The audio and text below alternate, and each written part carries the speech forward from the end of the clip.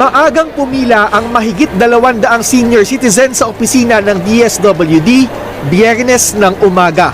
Sila ang mga unang makatatanggap ng dinobleng social pension na 1,000 piso kada buwan mula sa dating 500 pesos. Malaking tulong ito sa 70 taong gulang na si Lola Lolita na wala nang nakukuhang anumang sustento. Tumatandaan ako. Yung mga anak ko naman, hindi ko sila mahingian dahil ano lang yung mga trabaho nila.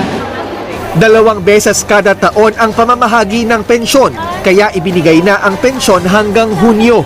Ipambibili ng gamot ni Mang Gonzalo ang 6,000 pisong natanggap niya. May mga anak po ko, pero ang iba may mga pamilya na. Nabot-abotan rin ako pag humihingi po ako.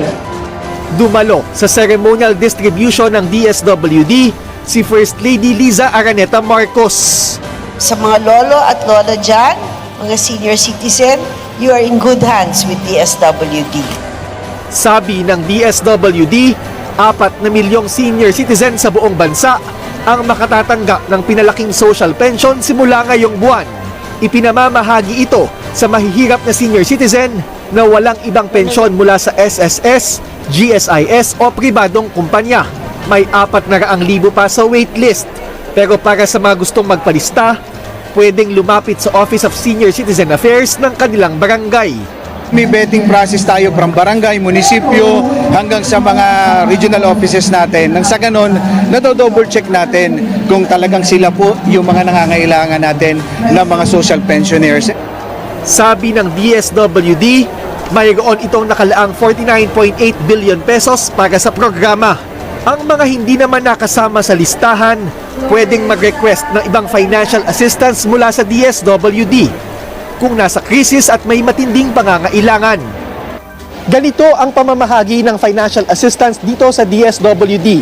Pumupunta ang mga aplikante sa main office o sa mga regional centers para magsumite ng mga dokumento at pumipila para ma-assess ng mga social workers. Sabi ng DSWD, nakadisenyo ang kanilang mga programa para makatulong sa mga mahihirap at hindi pwedeng magamit sa anumang ibang paraan. Samantala, naipamahagi na din ng kagawaran ang mga nabinding benepisyo ng 4-piece members na naunang itinuring na hindi na mahirap. Ibinalik na kasi sa listahan ang nasa 700,000 pamilya, kasama na si Ronda.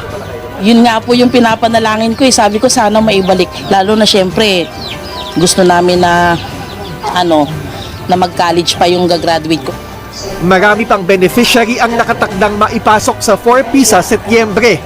Kapag graduate na sa Conditional Cash Transfer Program ang iba sa kanila.